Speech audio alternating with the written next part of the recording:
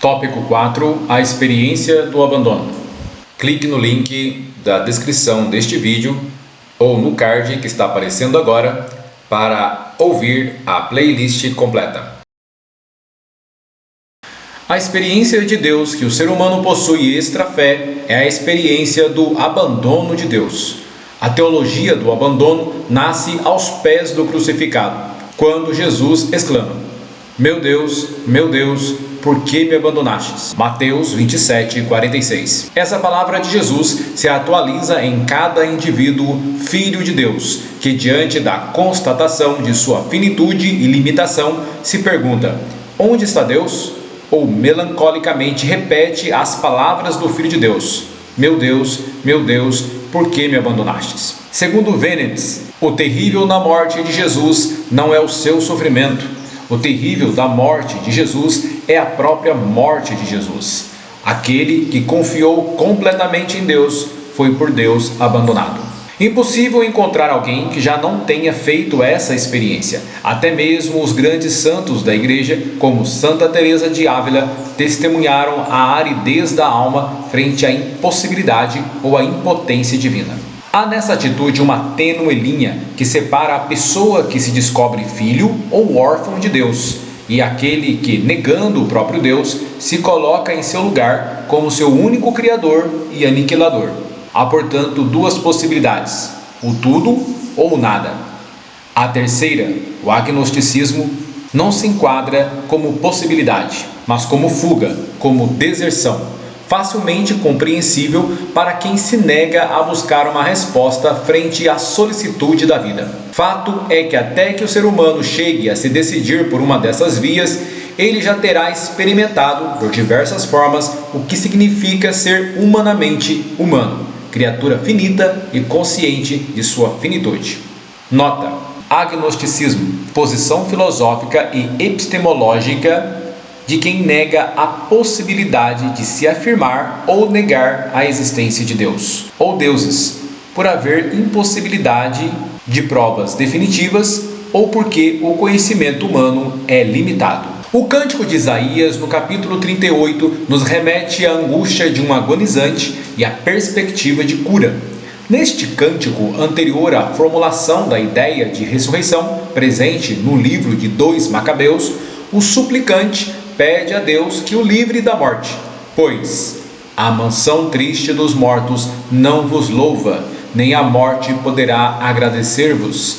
Para quem desce à sepultura é terminada a esperança em vosso amor sempre fiel. Neste cântico ainda se pode retirar uma bela visão da vida. Qual tecelão eu ia tecendo a minha vida, mas agora foi cortada sua trama. A nossa vida é comparada a um tecido cujo fuso está nas mãos de Deus, qual tecelão que sabe qual o objetivo que está por trás de cada trama que vai se formando. Nem tudo nos agrada por não conhecermos o desenho que está se formando e também desconhecermos o fim, a finalidade. Note-se que do abandono de Deus passamos para o juízo de Deus, pois é Ele, segundo este cântico, que decide quando cortar o fio da vida. E então nos perguntamos: será que a vida após morte realmente existe? O que nos espera quando o fuso percorrer o último ponto do tecido, traçando-lhe o derradeiro nó? Dúvida cruel que assola a humanidade há séculos, mas que encontra resposta nas mais diversas culturas e suas manifestações religiosas. A fim de não tornar essa reflexão muito abrangente, vou me prender ao Ocidente, cuja religião de maior alcance é o cristianismo, com seus quase 2,3 bilhões de adeptos. Porém, não poderia falar de cristianismo sem antes me reportar à sua raiz histórica, o judaísmo. Para os judeus, como aludi, a ideia da ressurreição foi sendo gestada até vir à luz no livro de 2 Macabeus, de forma mais elaborada, e se tornar uma expressão de fé da comunidade cristã nascente e dos seguidores de Maomé, duas correntes religiosas que têm no judaísmo sua origem. Em 2 Macabeus capítulo 7, diante da terrível tortura a que estão sendo submetidos, um dos adolescentes, após ter-lhe sido arrancado o couro cabeludo e decepado as mãos e os pés, pronunciou a tão esperada perícope: Tu, ó malvado, nos tira da vida presente, mas o Rei do Universo nos fará ressurgir para uma vida eterna, a nós que morremos por suas leis. Essa fórmula da ideia de ressurreição traz consigo a concepção de que a ressurreição está assegurada a quem cumpre as leis divinas. Mais adiante, encontramos nas falas dos outros adolescentes, martirizados, com o mesmo grau de crueldade, novas expressões. Em 2 Macabeus 7,14, temos a seguinte expressão: É melhor para nós, entregues à morte pelos homens, esperar da parte de Deus que seremos ressuscitados por Ele. Para ti, porém, ó Rei, não haverá ressurreição para a vida. Formulada assim, a frase nos revela que a ressurreição ainda não é uma certeza, mas uma esperança, e que, se existir, não participarão dela aqueles que se colocam a serviço da crueldade e contra a vida. Contudo, é interessante ver como o quinto dos 7 irmãos formula sua frase, dizendo que toda a crueldade que passa com eles não se deve ao abandono de Deus, que saberá agir no tempo certo punindo os opressores, mas é consequência do pecado do povo que desobedeceu a Deus. Há aqui a ideia de castigo divino, porém, nas palavras da mãe que vê os 7 filhos serem torturados até a morte, se encontra também a formulação do contraponto: Deus é misericórdia. Em 2 Macabeus 7, de 21 a 23, diz a mãe: A cada um deles exortava na língua dos seus antepassados, e dizia-lhes: Não sei como viestes a aparecer no meu ventre, nem fui eu quem vos deu o espírito e a vida. Também não fui eu quem deu forma aos membros de cada um de vós. Por isso, o Criador do mundo, que formou o homem no seu nascimento e dá origem a todas as coisas, Ele, na sua misericórdia, vos restituirá o espírito e a vida. E isto porque agora os sacrificais a vós mesmos, por amor às suas leis. Afirmações semelhantes aparecem em livros posteriores, como por exemplo em Jó. Todos conhecemos a história de Jó, homem cheio de posses que veio a perder tudo por uma permissão divina, após uma série de provas. Essa história, provavelmente folclórica, remonta a 1000 anos antes de Cristo. Em sua moldura folclórica, uma série de questionamentos é levantada a respeito da teologia da retribuição, ou sua nova versão tunada, teologia da prosperidade, muito em voga nas denominações evangélicas neopentecostais principalmente. Em Êxodo 34, de 6 a 7, Moisés exclama diante da presença de Javé, após o pecado do povo de ter construído um bezerro de ouro: ó Senhor Deus misericordioso e clemente, paciente, rico em bondade e fiel, que conserva a misericórdia por 1000 gerações e perdoa culpas, rebeldias e pecados, mas não deixa nada impune, castigando a culpa dos pais nos filhos e netos, até a 3ª e 4ª geração. Como vemos em Êxodo 34, 6, 7, tal teologia afirmava que Deus recompensava com vitórias e prosperidades a quem era fiel cumpridor de sua lei, enquanto punia severamente os ímpios e iníquos. Contudo, o livro de Jó coloca em suspeição essa ideia sobre Deus ou concepção divina. Afinal, por que Deus não havia recompensado Jó por sua piedade e justiça? Por que ele permitiu tantas desgraças? E será mesmo que a culpa do pecador caía sobre os seus descendentes? Jó poderia estar pagando por uma culpa que não era sua? O livro tenta responder o porquê Deus permite o mal e para isso levanta pelo menos 2 argumentos principais. Ou o mal acontece por culpa de Jó, isto é, do ser humano, visto que Jó no livro pode ser entendido como um arquétipo da condição humana, ou existe um plano maior no qual todo sofrimento será superado por uma recompensa definitiva. Porém, Jó parece desmontar esses dois argumentos ao dizer que Deus é por demais incompreensível e seus planos não são por nós conhecidos, e que não devemos, portanto, pedir nenhuma satisfação a Deus, mas simplesmente, resignados, esperar contra toda desesperança. Mais adiante, porém, o livro de Jó busca dar respostas a estas questões, acrescentando uma espécie de nova teologia, segundo a qual o sofrimento poderia ser compreendido como um processo pedagógico permitido por Deus. A semelhança da espiral pedagógica de Hegel, tese, antítese e síntese, de modo que Jó, o ser humano, aprenderia com seus erros. Assim, Deus sempre tira um bem do mal, pois tal processo seria análogo ao que acontece quando uma criança aprende a andar de bicicleta, após ter caído e se machucado por algumas vezes. Relevante é a introdução feita no livro de Jó sobre o intercessor, uma espécie de redentor da humanidade. Note como Jó manifesta sua fé na ressurreição ao falar desse redentor. Pois eu sei que o meu redentor vive, e que no fim se levantará sobre o pó. E depois que arrancarem esta minha pele, sem minha carne, verei a Deus. Eu mesmo o verei. Meus olhos o contemplarão, e não a um estranho. Jó 19, 25, 27. Nitidamente percebemos no texto a referência à ressurreição da alma, somente, quando Jó diz: sem minha carne, verei a Deus, e os meus olhos o contemplarão. Desse modo, a esperança de Jó refuta qualquer teologia da retribuição ou uma teologia que tenta fazer Deus a nossa imagem e semelhança, como bem diz o profeta Oséias: eu sou Deus e não um ser humano.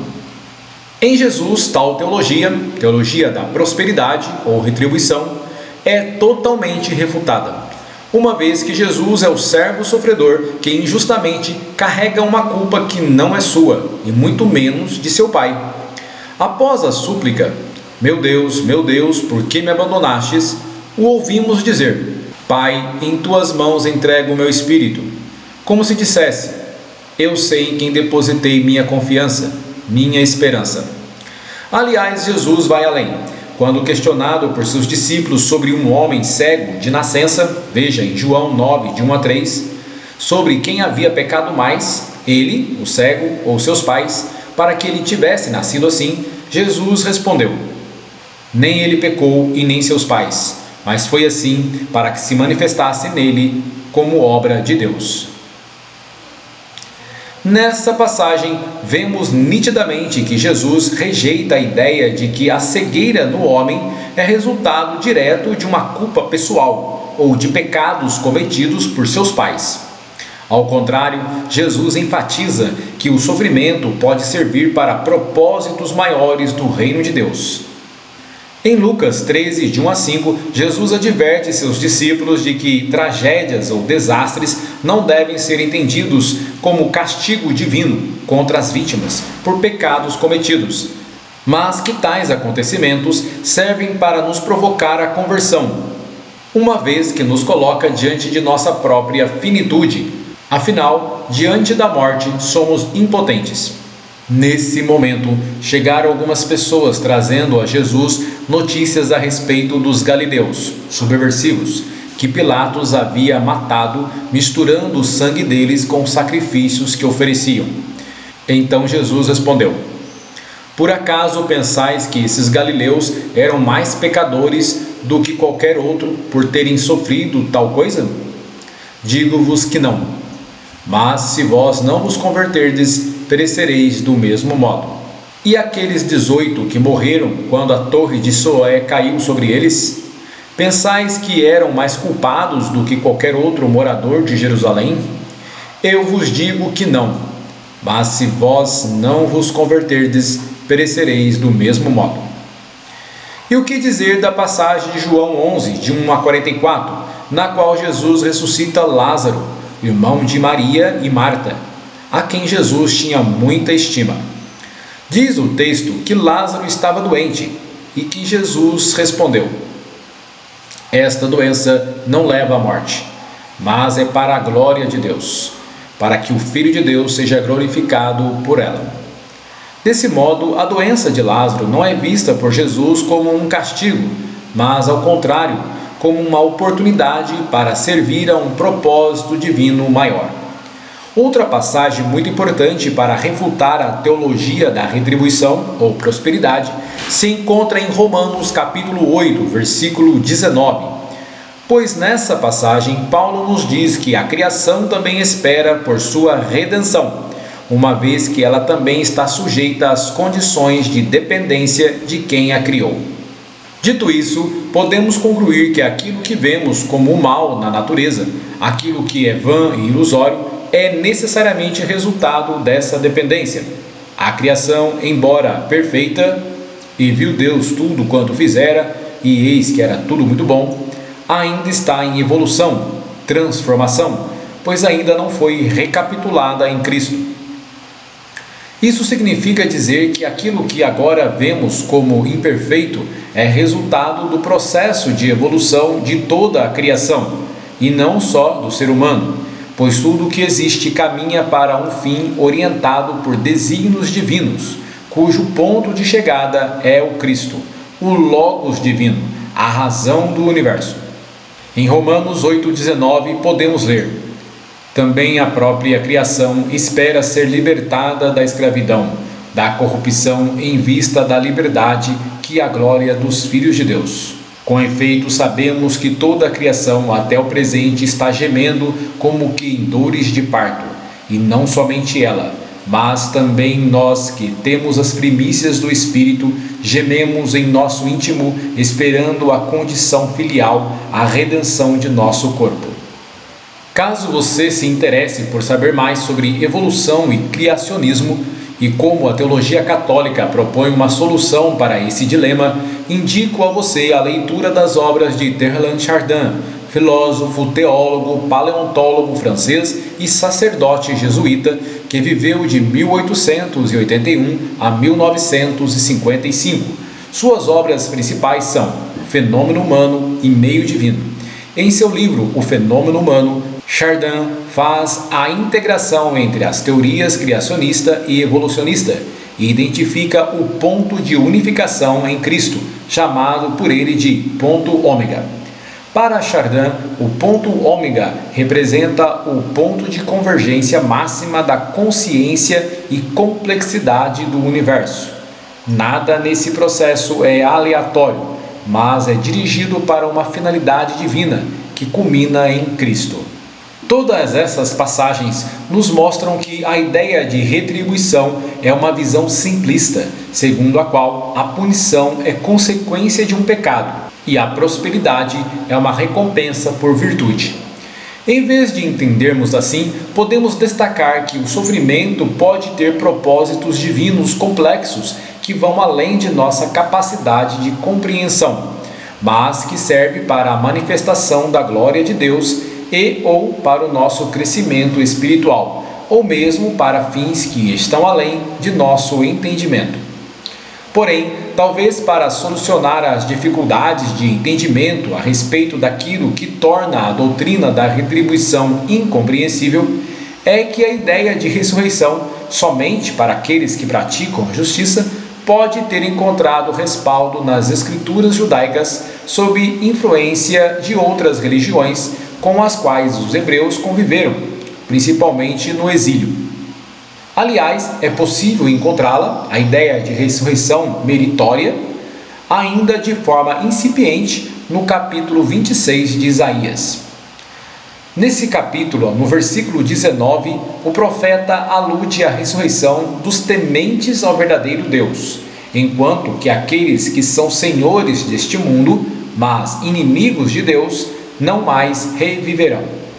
Alguns versículos antes, o profeta sentencia: morrendo eles, não tornarão a viver, falecendo, não ressuscitarão. Por isso, os visitaste e destruíste, e apagaste toda a sua memória. Portanto, poderíamos inferir que a ressurreição, como aludida aqui, não é para todos, como se verá mais tarde com o advento do cristianismo, mas apenas para aqueles que confiam no verdadeiro Deus, isto é, para aqueles que adoram ao Deus dos judeus. Porém, mesmo tais concepções não são amplamente aceitas no tempo de Jesus, tanto que havia os saduceus que não acreditavam na vida após a morte, e os encontramos interrogando Jesus sobre a verdade da ressurreição, tão acreditada pelos fariseus. Para os seguidores de Jesus, a resposta definitiva a esta pergunta foi dada pelo próprio, ao morrer e ressuscitar ao terceiro dia, como creem os cristãos.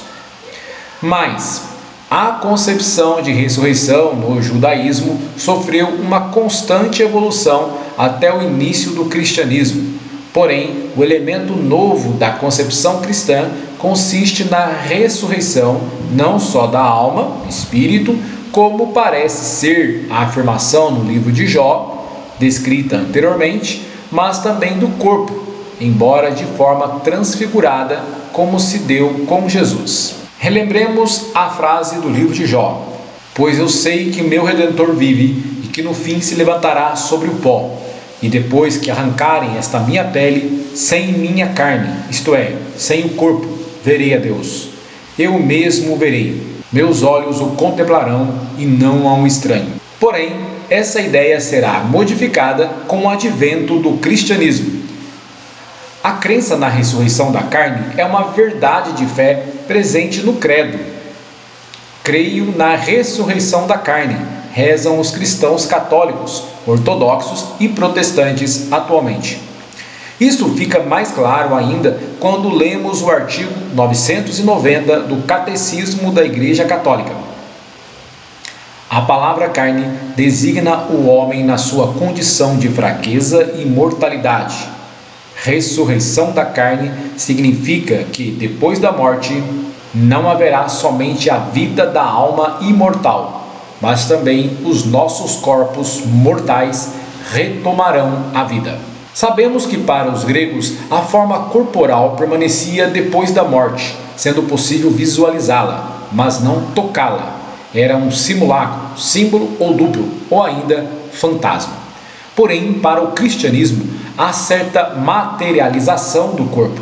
Por isso, Jesus pede a Tomé, o incrédulo, que o toque e até mesmo senta-se com eles e come do peixe que lhe é servido. Confira em Lucas 24, 36, 43 ou João 20, de 24 a 29. A doutrina platônica, que vê o corpo como prisão da alma e que foi introduzida por Agostinho no seio do cristianismo, perturbou a harmonia existente entre o corpo e alma na doutrina neo-judaica, isto é, cristã. Antes, porém, São Paulo, também ele de cultura helênica, grega, e influenciado por concepções gregas, já tinha introduzido certa rivalidade entre corpo e alma, como nos atesta algumas de suas cartas. Em Gálatas 5, de 6 a 17, Paulo exorta os fiéis sobre os perigos de se deixar levar pelos desejos do corpo. Eu vos exorto, deixai-vos sempre guiar pelo Espírito, e nunca satisfaçais o desejo da carne, pois o que a carne deseja é contra o Espírito, e o que o Espírito deseja é contra a carne. São o oposto um do outro, e por isso nem sempre fazeis o que gostaríeis de fazer. Porém, pela lógica dos evangelhos, não é o corpo que torna o homem impuro, e sim aquilo que provém do coração, isto é, da profundeza do ser, da alma. Veja em Mateus 15, 11, Jesus diz: o que torna alguém impuro não é o que entra pela boca, mas o que sai da boca. Isso é que torna impuro. Esta perspectiva nos conduz à afirmação de que uma alma impura é que levaria à condenação do corpo, mas a impureza da alma é consequência de uma atitude humana frente à materialidade, isto é, nossa alma é movida por paixões, o que Paulo chama de concupiscência da carne.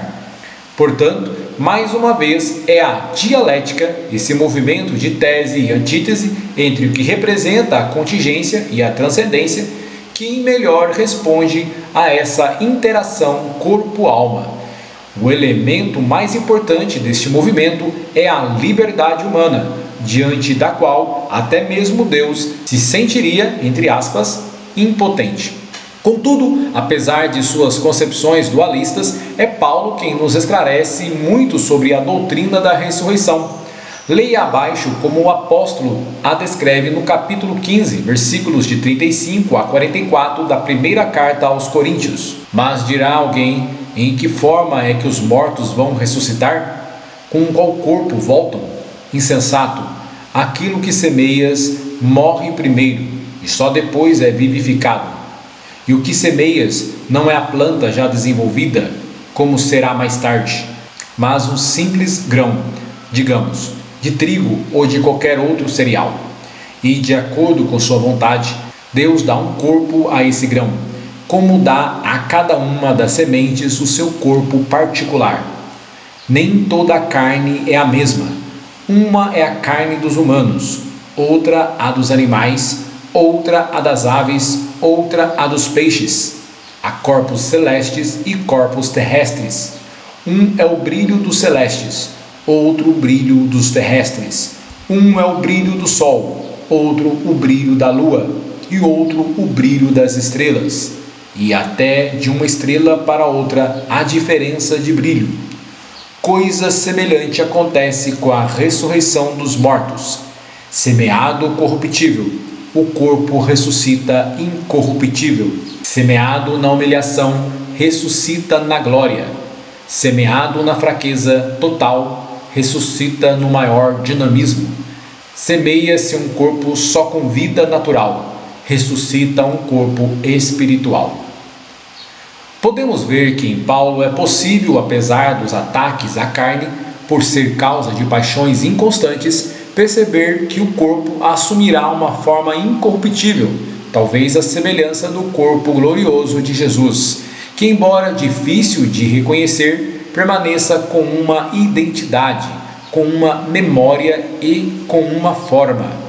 Trago aqui à memória a passagem dos discípulos de Emaús, quando Jesus caminhou com dois deles e conversou com os mesmos sobre as Escrituras, explicando tudo o que tinha que acontecer ao Messias. Mas os discípulos não o reconheceram até que ele repartisse o pão, o gesto da última ceia. O mesmo fato pode ser notado quando Jesus aparece a Maria Madalena e a mesma não o reconhece, confundindo-o com um jardineiro. E o que dizer da perícope que está em Lucas 24, de 36 a 43, na qual Jesus deixa claro que não estão vendo apenas um espírito desencarnado, mas ele próprio, em carne e osso. Vejamos. Ainda estavam falando quando o próprio Jesus apareceu no meio deles e lhes disse: "A paz esteja convosco." Eles ficaram assustados e cheios de medo, pensando que estavam vendo um espírito. Mas Jesus disse: "Por que estáis preocupados e por que tendes dúvidas no coração? Vede minhas mãos e meus pés, sou eu mesmo. Tocai em mim e vede. Um espírito não tem carne e nem ossos, como estáis vendo o que eu tenho." E dizendo isso, ele mostrou-lhes as mãos e os pés. Mas eles ainda não podiam acreditar, tanta era a sua alegria e sua surpresa. Então Jesus disse: "Tendes aqui alguma coisa para comer?" Deram-lhe um pedaço de peixe assado. Ele tomou e comeu diante deles. Gestada, pois, no seio do judaísmo e aprofundada com o advento do cristianismo, a ressurreição é a crença que percorre o Ocidente, embora muitos de seus seguidores insistam em confundi-la com a reencarnação, ou mesmo substituí-la por esta, como fazem os adeptos da doutrina espírita. É também relevante dizer que existe no interior do cristianismo um conflito sobre a ideia de ressurreição. Esse conflito é fruto do encontro entre o judaísmo primitivo com a cultura grega e persa. A persa, preconizava a ideia de ressurreição individual e do juízo final, enquanto aquela, a grega, preconizava a ideia de imortalidade da alma, doutrina esta tão debatida pelos filósofos gregos e encontrada de modo eloquente nos diálogos do filósofo Platão. A maioria dos cristãos prefere acreditar na imortalidade da alma, como bem reforça os ensinamentos da Igreja Católica em seu catecismo, artigo 1016. Pela morte, a alma é separada do corpo, mas na ressurreição, Deus restituirá a vida incorruptível ao nosso corpo transformado, reunindo-o à nossa alma. Tal como Cristo ressuscitou e vive para sempre, todos nós ressuscitaremos no último dia. Note a presença da expressão "a alma separada do corpo", o que pressupõe que após a morte do corpo, a alma sobrevive, ou seja, a alma fica num estado de espera pela ressurreição do corpo no juízo final. Embora essa seja uma crença dominante não só entre os católicos, mas também entre muitos grupos cristãos, evangélicos e protestantes, existe, como dito anteriormente, um conflito no interior dessa doutrina, uma vez que aqueles que defendem o aniquilacionismo, isto é, a morte da alma, têm crescido entre muitos estudiosos do cristianismo primitivo. Tanto aqueles que defendem a imortalidade da alma, como aqueles que defendem sua aniquilação no momento da morte, se apoiam em textos da patrística e bíblicos para defenderem suas posições. Os primeiros pais da igreja, chamados de patrística, também chamados de santos padres, tais como Inácio de Antioquia, Justino de Roma, Policarpo de Esmirna, Mafetes, Teófilo de Antioquia, Taciano da Síria, Atenágoras de Atenas e Irineu de Leão, entre outros, viveram entre o final do século I e o final do século VI no Ocidente e até no século VII no Oriente, e constitui uma fonte segura para se entender os desdobramentos da doutrina cristã após a morte dos apóstolos. Confesso que após os estudos realizados, me sinto inclinado a concordar mais com os aniquilacionistas do que com a doutrina mais tradicional, pois se tivermos em mente que o espaço e o tempo só existem para nós e não para Deus, pois este está na eternidade, o que pressupõe a não existência de espaço e tempo, seria, pois, ilógico acreditarmos que existe um tempo de espera entre a morte do corpo e a ressurreição definitiva, quando alma e corpo voltariam a se unir. Note que teríamos que acreditar que, além do tempo, deveria existir um lugar onde as almas dos justos ou dos ímpios ficariam à espera. Por isso, tendo a concordar que tanto a alma quanto o corpo participam da morte e que o juízo particular e o juízo final acontecem no momento da morte. Enquanto presentes nesse mundo, poderíamos corretamente usar expressões como tempo de espera ou alma separada do corpo, mas se refletirmos na perspectiva da existência de Deus, que é eterna, tais expressões não fazem sentido. Talvez seja por isso que no Evangelho de Mateus, no capítulo 27, versículos 50 e 52, podemos ler: Então Jesus deu outra vez um forte grito e entregou o Espírito. Nisso, o véu do santuário rasgou-se de alto a baixo em duas partes. A terra tremeu e as pedras se partiram. Os túmulos se abriram e muitos corpos dos santos falecidos ressuscitaram. Percebemos assim que as almas dos justos estavam também eles à espera da vinda do Messias, mas esse tempo de espera acabou. Tudo está consumado, disse Jesus no alto da cruz. Uma vez que o texto diz que os corpos desses justos também ressuscitaram, e não somente suas almas, e passaram a ser vistos pelos habitantes da cidade, podemos concluir que a ressurreição final aconteceu para eles, pois suas almas se uniram novamente ao corpo. Não eram fantasmas, mas pessoas. Desse modo, podemos concluir que não existe mais tempo de espera. E pensando dessa forma, talvez fique mais claro o culto de dulia destinado aos santos nas igrejas católicas e ortodoxas, isto é, aos justos, uma vez que estes já estão na presença de Deus, não só em alma, mas também em corpo, uma vez que o juízo final já aconteceu para eles. Mas, para nós que ainda estamos presos na singularidade do espaço e do tempo, ainda aguardamos a recapitulação em Cristo, o ponto ômega de Chardin. Contrariamente ao que prenuncia o Catecismo Católico, os aniquilacionistas postulam, portanto, que a alma também morre juntamente com o corpo, ou seja, o ser humano todo falece, seus músculos e órgãos, soma, corpo, morrem, mas também morre sua consciência, energia vital, psique, sua alma. É, pois, pelo poder de Deus e através da ressurreição, personificação de Jesus, eu sou a ressurreição e a vida, que tanto a alma quanto o corpo seriam salvos, transfigurados, como nos diz Paulo nos seus escritos. Fato é que, polêmicas à parte, os cristãos sempre acreditaram na ressurreição do corpo.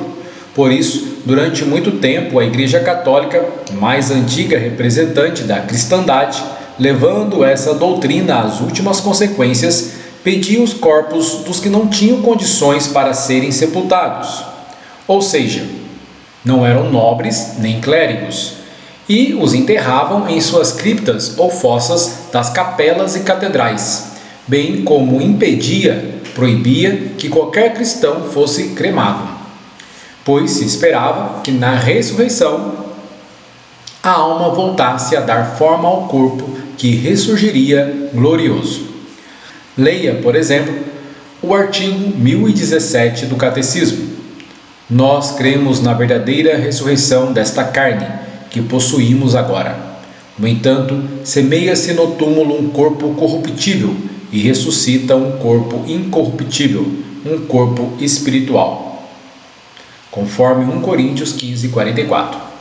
É bastante relevante a perícope de Mateus, na qual Jesus, ao se referir às perseguições de quem se lança ao empreendimento do reino de Deus, adverte seus discípulos de forma muito veemente que não devem ter medo de anunciar as boas novas por causa das ameaças às suas vidas, pois Deus é o único que pode destruir, isto é, aniquilar a alma. Não temais os que matam o corpo e não podem matar a alma. Temei antes aquele que pode fazer perecer no inferno a alma e o corpo. É importante lembrar que, para alguns historiadores, entre eles Eusébio de Cesareia, o Evangelho de Mateus foi escrito em aramaico, a língua que Jesus pregava para seus seguidores. Então, quando Jesus fala de inferno, ele não está utilizando o termo grego gena, que significa morada ou mansão dos mortos, como era o entendimento comum dos gregos sobre o Hades. Do mesmo modo, Jesus também não estava utilizando o termo Sheol, que significa sepultura no hebraico. Jesus falava em aramaico e provavelmente o Evangelho de Mateus também foi escrito em aramaico, de modo que o termo inferno se refere ao Vale de Hinnom. A palavra aramaica, segundo Figueiras 2020, é Gehenna, muito próxima, parecida e passível de confusão. O Vale de Hinnom é um lugar ligado à total destruição, usado anteriormente para cultos idolátricos ao deus Moloch. Sacrificar crianças era um ritual comum entre os povos que ali viviam, e mesmo os hebreus foram contaminados com essa prática, como atesta várias passagens da Escritura. Veja, por exemplo, Ezequiel 16, 20. Tomaste teus filhos e tuas filhas, que para mim havias dado à luz, e lhes oferecestes em sacrifício, para que os devorassem. Não te bastavam as prostituições, para ainda imolares e ofereceres meus filhos, consagrando-os em honra a falsos deuses? Este lugar foi totalmente execrado e transformou-se em um lixão, e até os dias de hoje é considerado um lugar amaldiçoado. Desse modo, quando Jesus diz que se deve temer aquele que pode destruir corpo e alma na Gehenna, Jesus estaria fazendo uma analogia. e mostrando que se deve temer àquele que pode aniquilar para sempre a alma juntamente com o corpo, assim como tudo o que era jogado no vale de Rinom era destruído, consumido pelo fogo, não restando mais nada. É por isso que podemos afirmar que sem a fé em Deus não seria possível ao ser humano vencer a morte, pois se somente Deus pode destruir a alma, então se pode inferir que só Ele pode também restituí-la à vida. Contudo, a crença na ressurreição é fruto, como vimos em 2 Macabeus, de duas experiências trágicas que marcam a vida humana e que nunca deixou de ser atual. Praticamente não se levou em consideração o fato de que a crença na sobrevivência após a morte responde a um problema antropológico que se apresenta em dois níveis. De um lado, a resistência do homem frente à perspectiva de aniquilação. Ele busca por todos os meios assegurar a própria sobrevivência. Expressões típicas dessa resistência são a nutrição, a procriação, a memória histórica, a criação cultural. De outro, a não aceitação da desigualdade na experiência histórica, sobretudo frente a situações de injustiça. Revista Vida Pastoral, novembro a dezembro de 1984, página 12. Concluo esta sessão afirmando que, tendo em vista estas duas experiências da dramática humana, ou seja, a consciência do fim e a não aceitação da injustiça, resta ao ser humano esperar, acima de tudo, que o sofrimento do justo seja recompensado e que a vida presente seja apenas uma alusão à que virá a seguir. Segue, portanto, uma esperança enlutada. Curta o vídeo e se inscreva no canal para não perder os próximos tópicos do livro Esperança Enlutada.